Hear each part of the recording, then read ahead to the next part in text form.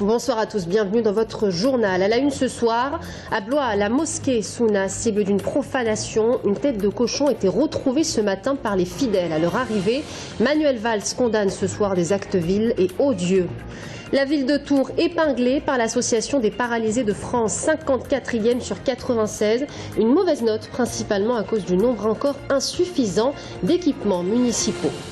Et puis il s'appelle Marty, zèbre star du cirque familial Fratellini. Il s'est éteint au mois d'octobre dernier. Aujourd'hui, il a droit à une seconde vie. Vous allez le voir au Muséum d'histoire naturelle de Tours. Bonsoir à tous. À Blois, la mosquée Souna a été la cible d'une profanation. C'est en arrivant tôt ce matin que les fidèles ont découvert des morceaux de porc et une tête de cochon qui avaient été jetés depuis la rue sur le toit du bâtiment et dans la cour. La communauté musulmane est en état de choc ce soir et déplore cet acte de provocation. Le maire de Blois, Marc Grécourt, et le directeur du cabinet du préfet se sont rendus sur les lieux. Sur place, Anis Michaud et Audrey Champigny. Je suis arrivé à 6h30 et puis le temps que je suis arrivé, je me suis surpris par une écriture sur la porte, c'est MLE France, j'ai rien compris de ce message-là. Et puis en rentrant, quand je suis rentré, j'ai trouvé 4 morceaux de viande de porc, une tête de porc par là, puis un autre deuxième morceau par là. Le troisième de l'autre côté, là, dans le coin, et un autre morceau, un dernier morceau sur le bloc sanitaire, le toit du bloc sanitaire. Vers 12h30, la police est arrivée sur les lieux, a pris des photos et a emporté les morceaux de viande pour analyse. De son côté, le représentant de la mosquée de Blois a porté plainte. Il dénonce une atteinte à la liberté de culte. C'est une provocation, donc on a juste à répondre avec le calme et avec la paix. Le maire de Blois, Marc Grécourt, et le directeur du cabinet du préfet se sont rendus ce midi à la mosquée pour témoigner leur soutien. Ils qualifient cet acte d'inacceptable, de choquant et d'indigne. L'évêque de Blois a lui aussi fait le déplacement cet après-midi. Toute atteinte à la religion est une abomination que je ne peux pas tolérer. Il s'agit du 3e acte de vandalisme en moins d'1 an à la mosquée de Blois. Le 14 juillet dernier, la plaque de la mosquée a été arrachée. Fin octobre, les locaux de la mosquée ont été cambriolés.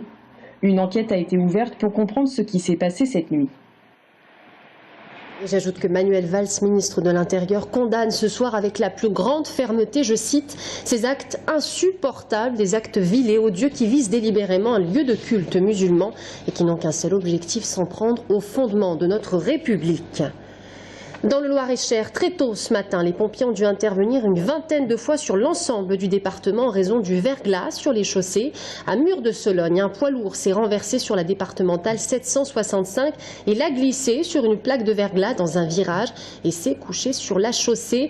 À Montrichard, sur la route de Blois, une mère de famille a été grièvement blessée dans une perte de contrôle de son véhicule. Ses 2 enfants, âgés de 8 et 5 ans, sont eux légèrement blessés. Et puis, dans le Vendomois, les secours ont été appelés à de multiples reprises ce matin pour une série d'accidents en raison du verglas. Chez Delphi, à Blois, c'est au tour des ingénieurs de lancer un cri d'alarme. Vous le savez, la direction prévoit la suppression de 202 postes sur le site blésois. Aujourd'hui, la CFDT, syndicat minoritaire, est inquiète pour l'avenir du secteur de la recherche et du développement. À Blois, une petite centaine de prestataires de services en ingénierie travaillent pour Delphi. La CGT du CHU de Tours appelle au rassemblement demain devant le centre de congrès Le Vinci à l'occasion du débat stratégie nationale de santé en région centre. Les syndicats dénoncent l'exonération des charges patronales de la branche famille de la sécurité sociale ainsi qu'une baisse programmée des budgets des hôpitaux. Un rassemblement qui vise aussi à soutenir le personnel du CHU de Tours. Je vous le disais hier, la ville de Tours épinglée par l'Association des paralysés de France qui vient de publier son 5e baromètre de l'accessibilité aux handicapés des villes de France. Si Blois est 26e, Tours n'est que 54e sur 96, soit une note de 13,8 sur 20. Une mauvaise note qui place la ville en dessous de la moyenne nationale, 14,14 sur 20. Et si elle est en baisse, c'est principalement à cause du nombre encore insuffisant d'équipements municipaux accessibles aux handicapés. Valentin Cruard et Louise Malnois. Mieux faire. Voilà en somme le bilan que dresse l'APF pour Tours en 2013. Mairie, tribunal et autres bâtiments municipaux sont aménagés. Mais restent toujours des lieux difficiles d'accès, comme la bibliothèque des Rives du Cher ou le château de Tours. Voilà, en aucun cas, il n'y a pas d'équipement adapté pour pouvoir visiter les autres étages du château. D'où une note en dessous de la moyenne pour l'accessibilité aux services municipaux. En ville, l'urbanisme n'est pas encore tout à fait pensé pour les personnes à mobilité réduite. Ça, vous avez un passage très bien fait ici, mais regardez en face où il atterrit. Ça, c'est ce qui fait baisser la note. Il fait baisser la note de Tours. Voilà. L'autre problème majeur est posé par les commerces. Au 1er janvier 2015, tous les établissements recevant du public devraient être optimisés pour accueillir des handicapés. Mais on est loin du compte. Cette échéance, fixée par la loi handicap de 2005, sera repoussée au moins de 3 ans. Les personnes handicapées, le sauf qui peut, ils n'aiment pas, c'est où on rentre ou on rentre pas. La mairie de Tours se félicite tout de même de certaines avancées. Je pense tout simplement au Palais des Soirs, à la piscine. C'est la dernière grande réalisation qui a été inaugurée il n'y a pas longtemps avec la bibliothèque. Et le classement ne satisfait pas la municipalité. Moi, je pense qu'on devrait être dans les 25 ou 30 premières villes de France. Honnêtement, avec tout le travail que l'on a fait, parce que l'APF nous met 12 pour la volonté politique. Je veux dire, on a fait 7 réunions de travail dans l'année sur l'accessibilité. Paradoxalement, le tramway a plombé la note donnée pour la volonté politique de la ville. Les travaux de mise en service lui ont coûté quelques points. Maintenant qu'il est opérationnel, le tramway devrait permettre à Tours de remonter dans le classement de l'année prochaine, selon l'APF. Municipal à présent, TV Tours Val-de-Loire vous emmène ce soir dans la deuxième ville du département d'Indre-et-Loire. Joué-les-Tours, plus de 36 000 habitants. À sa tête, le socialiste Philippe Le Breton, maire de la commune depuis 1995. Face à lui, 3 listes, dont celle de la droite et du centre, menée par l'UMP Frédéric Ogis, le bras droit du député Philippe Briand, et puis celle du Front National. Pour la première fois dans cette commune, le FN pourrait faire son entrée dans l'arène municipale de Joué-les-Tours. Les précisions de Florent Carrière. À Joué-les-Tours, Michelin et son plan social pourraient bien polluer la campagne électorale du maire sortant.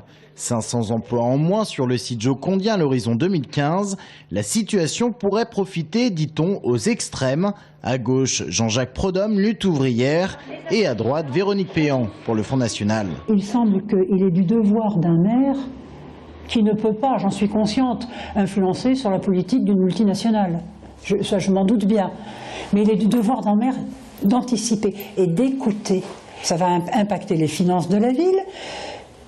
Peut-être que ça va libérer des locaux, libérer des terrains. Enfin, écoutez, c'est le travail du maire d'anticiper. Ce qui m'a inquiété, c'est qu'au lendemain du départ de Michelin, Philippe Le Breton, en tant que maire, nous a dit « je vais acheter une mallette de VRP pour vendre la ville ». Quand on est maire depuis 19 ans, je pense que ça fait longtemps qu'il aurait dû acheter cette mallette de VRP pour créer de l'emploi dans notre ville. Si on sort du discours démagogique, moi je ne vois pas un citoyen dans la rue qui me dit la fermeture du site Michelin, c'est le maire. Je pense que les citoyens savent quand même qui décide de quoi. Reste que la requalification du site Michelin sera un enjeu des 2 prochains mandats. Philippe Le Breton le promet, ces 20 hectares resteront disponibles pour l'activité économique générateur d'emplois. Je pense que l'agglomération Tourangelle devra se positionner sur l'acquisition pour ramener de l'activité économique sur ce site. Mais ce n'était pas avant quelques années, parce que Michelin a aussi son propre calendrier là-dessus. Le développement économique, cheval de bataille pour le concurrent Frédéric Ogis. Le candidat de la droite promet de mettre en place un adjoint spécial au développement économique, à l'artisanat, au commerce et à l'industrie.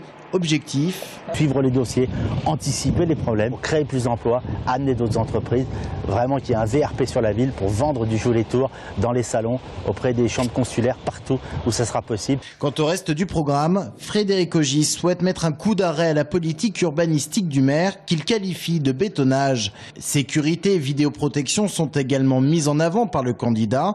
Du côté de Philippe Le Breton, sécurité, démocratie participative, qualité de vie et investissement sont mis en avant, tout comme le bon bilan en termes de finances. Quant au FN, aucune proposition pour le moment.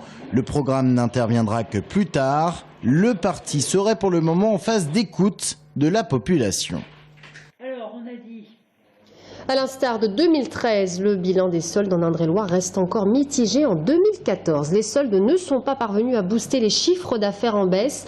En revanche, le tram a boosté les ventes pour certains. À l'heure tranquille, par exemple, avec une augmentation de 25% de la fréquentation en janvier et une hausse de 12% du chiffre d'affaires dans le secteur mode. Et puis, dans le centre-ville de Tours, certains commerçants sont parvenus à tirer leur épingle du jeu. Et après, c'est assez constant chez nous, d'une démarque à l'autre. Voilà, on voit toujours le même nombre de clientes. La semaine juste avant les soldes, c'est énormément de repérage. Et puis après, les clientes sont là le jour J sur les starting blocks. En football, suspendu à titre conservatoire après son altercation avec le Nancéen Louis, Fousseni Diawara ne sera pas dans le groupe tourangeau qui se déplacera à Istres. Léo Schwechlen non plus, mais là il s'agit précisément d'un choix de l'entraîneur Olivier Pantaloni. Et puis on reste dans le sport à la fin de ce journal. Marc Lièvremont, l'ancien sélectionneur de l'équipe de France de rugby, sera notre invité de la rédaction. Un nouveau venu au Muséum d'histoire naturelle de Tours, le zèbre Marty, l'artiste du cirque familial Fratellini, qui subjuguait à la fois grand et petit.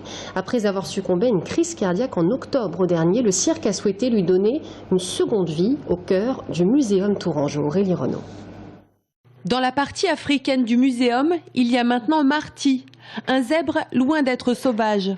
Pendant 8 ans, il a fait partie de la ménagerie du cirque Fratellini.